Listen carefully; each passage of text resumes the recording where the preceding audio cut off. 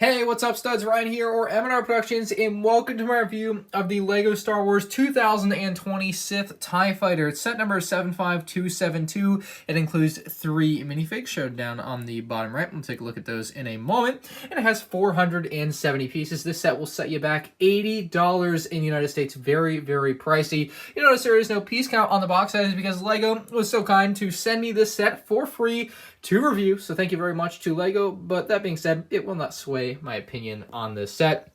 Box art is very beautiful, as you would expect. I love the Episode 9 box art with the yellow outline text and the yellow line to separate the actual art from the yellow line to separate the box art from the actual set.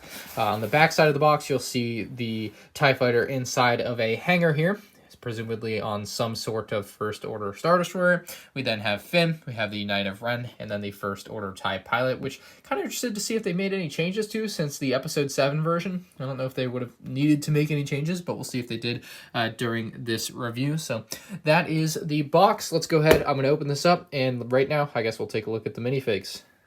The first minifigure up is Finn here, and disappointingly, this is the exact same Finn that we got back in October of 2019 with the first Rise of Skywalker wave. So you won't be getting anything new with this Finn minifigure, so don't go out and get this Sith TIE Fighter just because you think there's a new Finn. That's just not the case. I even looked and compared them side by side, and I can't even tell if there's a small, minute, like one little print dot difference. Doesn't seem like there's anything different at all. Same satchel, same weapon, same holster print, same leg print, waist print, torso print, back print, like all exactly the same.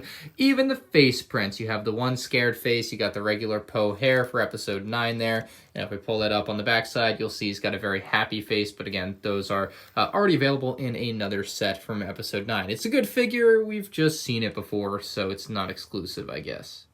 One minifigure that is exclusive is the Knight of Ren. This is part of the 3rd and 4th Knight of Ren minifigures we have received from LEGO. We got 2 back in October, and we have 2 again here coming out in January 2020 with the Sith TIE Fighter and Poe Dameron's X-Wing. This one looks really good and really scary. He also has this very big sword with a very weird lip on the end, so very interesting weaponry they've given him. Love the printing that they've got on this Knight of Ren, and he will make a fine addition to your collection of Knight of Ren minifigures. Unfortunately, no second facial expression for the Knight of Ren, although I don't really know what they would do for a second expression. I just thought it would kind of be neat if there had been one, but this is the only exclusive figure in this set. This is the main reason to buy this set if you're not into the Dorito TIE Fighter, to be honest.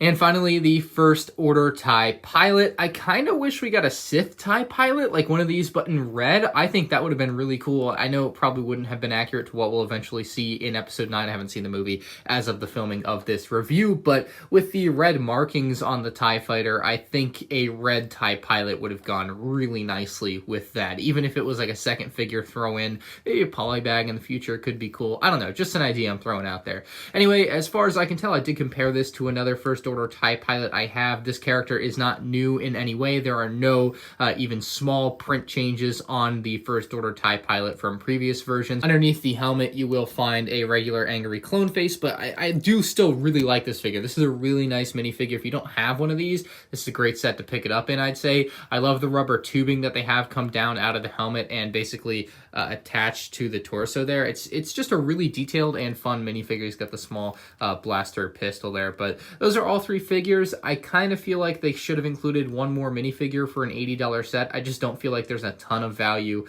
with the 3 figures here, other than the one Knight of Ren, but again, that's only one of them, so I feel like the figure selection is lacking in the set, maybe the biggest problem with it, in my opinion. And this is it, the Sith TIE Fighter. It's kind of an interesting name because you don't really get any like Sith Trooper character in this set. It would have made sense to have a Sith Trooper. Like I said when talking about the minifigs, I would have loved a red First Order TIE Pilot. It just would have really fit with the theming of this set. So what I found, obviously there's a stand in this set, is that the stand is actually an excellent place to put a couple of minifigs. You can put the Knight of Ren on there and Finn on there, and then you can of course take your First Order TIE Pilot and place him in the cockpit, which we'll do in a moment. But first I want to go over like the stand. I think the stand is an important part of this set because when I first saw this set, I was really wondering how the heck would they be able to display it, or how would you be able to display it?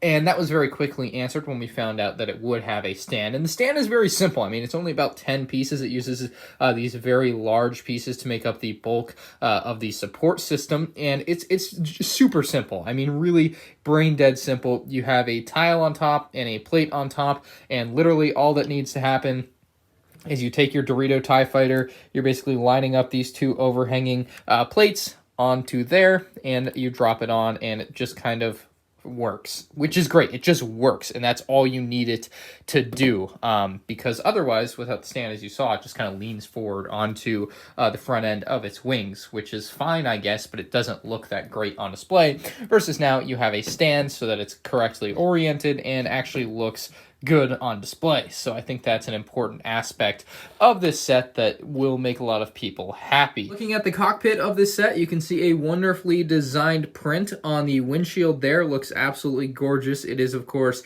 a translucent red windshield, so you can see through it. The piece on top is one that we've had before this print. Unfortunately, or oddly, I don't know the best way to put it, both in the instructions and on the box art, it is oriented like this, although on every other TIE Fighter set I've ever seen, it goes like this. So I guess we'll really have to wait until maybe we have better images of this thing in the movie, or like from some books or something. But for now, I guess I'll leave it the way both the instructions and box tell me to leave it, but that's just the wrong way to me. It's always been the other way around. So I find that a very interesting part of the build, even though maybe you won't. The back end, there's no like engine piece, although there are these things that kind of jut out, but my point is there's no like trans red circular piece to show the thrust. That's something that LEGO usually does, but on this particular model, it just is absent for whatever reason. So that is kind of interesting. I love the way they designed the back end of the cockpit here. Very interesting piece usage, and it works out very, very nicely. It just looks very different than a lot of the other TIE Fighters we've had. So breaking into the cockpit is very simple. You lift up this top piece like that, and then you push down the trans red windshield piece. You'll see a couple of very nice control panels on the interior there. Also one of my favorite ways for minifigs to be set inside of a small space. And that's going to make it very simple for us to place the First Order TIE pilot in there. Just give him a slight bit of an angle in there, and there you go. Like I said, very compact in there, not a lot of space, but closing this up is easy enough. Now, one of the problems with this set, there are a couple. This is one of the problems with the set. When you go to put this back down, this does not come back with it. So this piece that I showed you earlier, you might have noticed it was like this. You might have noticed it was in the vertical orientation like that. When you open up the cockpit like this, and then you want to close it back up again, the piece in the back does not come back up with it, which is moderately annoying. I mean, that is just something I've never really seen before on a LEGO set, so I'm not really sure how to react to that, but that is a pretty big design flaw on this particular set. I don't know how else they could have designed it, like it just might have been something they had to do, but it is something that exists and is kind of a problem to me with this set, that it is that way, because it is really annoying to have the cockpit up, put it back down, but then you have to take an extra step and lift this back up. So you'll also notice as I do that, it's a little bit wobbly on the stand. Maybe could have used a bigger base or something, just would have made it a little bit better, but it's good enough, I suppose. This ship did not get the nickname Dorito TIE Fighter for no reason. You can see the wings are definitely shaped like Doritos, or triangles really, because that's what Doritos are, but it's the Dorito TIE Fighter, and it's very cool for that fact. I really like that aspect about it. I love the red and black coloring on this. That's one of my favorite color combos in all of LEGO Star Wars, is when they throw that red and black together, and that just works really well here. You have a little bit of light gray in the back. I actually really like the shaping on this as well, and you'll see they even use some clear pieces here, because there's really not supposed to be anything there, but I think they wanted extra stability. Both wings are the same, left and right, obviously just flipped, so you'll find the same things on both for this review. We'll just take a look at the right wing here. We have a spring-loaded shooter built into the wing, and I wish it was red instead of green, but I guess you can always change it out for yourself. I just think color matching it looks better, although I do recognize that sometimes First Order or Sith ships will shoot green lasers. Doesn't really matter, right? You can, again, switch it if you want. But there's a small bit here where you can push in on this, and it's going to shoot out our spring-loaded shooter there. So let's go ahead and do that. Bam. Easy to do, simple to reload. So you reload it back in there just like you do with any other spring-loaded shooter, have done so in the past. Very simple to do, very nice and easy to recognize how you're supposed to do it, which is great. And one more quick thing I should note here. The connection between the wings and the cockpit is very solid. I love what they did with that. Just very, you know, it's not coming apart. That being said, there is also no wobble on this ship, or no shake. You can't hear it shake when I wobble it. So listen. See? It's like one solid unit. You know, unless you knock the stand down. There's no sound coming out of that other than maybe these spring-loaded shooters, which is great. It means nothing's moving that shouldn't be moving, which some previous TIE Fighter models had problems with, but this one does not. One other quick little thing about the wings is they actually use some new pieces on the tips here. These new wedge plates are amazing. They are found pretty much all throughout the ship on the tips, so that's just kind of something that you can look forward to if you wanted to get this set maybe for parts. That is definitely a part that you might like if you're a mock builder, and it's also an interesting piece that really helps complete this set. I don't think this set would be possible without those. So I kind of have one more gripe with this set. So if we take it off of its stand, which you can do so very easily, you're not gonna have a problem with that. We'll just set it down for a moment, get the stand out of the way. Obviously you can see that without the stand, you can't really display it, but I will say that picking this set up for its swooshability, and this is not something I ever talk about in reviews, not something I've ever really picked up on with a lot of LEGO Star Wars sets, but just holding this set is kind of uncomfortable. It's unwieldy, right? It's very, very oddly weighted. So when you pick it up, it just wants to lean forward. And you actually have to put a little bit of force into holding it back, which is moderately annoying. I mean, that's not something you have to do with many other LEGO sets. Usually you pick it up and it's mostly at the center of gravity. That's kind of where they put the handles on a lot of the bigger LEGO Star Wars sets. But this set, when you pick it up, you're picking it up really from the very back, and it is really not fun to hold. I don't know how else to put it. It's just like a normal TIE Fighter, you pick it up and it's centered. Like if you pick this set up like this, right, it doesn't lean anyway. But if I pick it up like this, like the way you're supposed to, it leans forward. And I just find that to be an odd thing to complain about, but it's still something that you're definitely going to notice when you pick this up. So just something to take note of that I noticed if you care about stuff like that. I don't think it's really a deal breaker for a lot of people, but it's definitely something I think you should know going in, that this has a very odd weight distribution to it. So with that being said, I'm going to give you my rating on this set, and it's expensive. 480 pieces for $80 is undoubtedly expensive. A lot of people are going to look at that and be thrown off immediately. And on top of that, just holding the set, picking it up, holding it, playing with it, doing whatever, displaying it, looking at it, however many variations of what you do with it there are, just all of those things I'm not really vibing with for $80. I just don't see it for $80, right?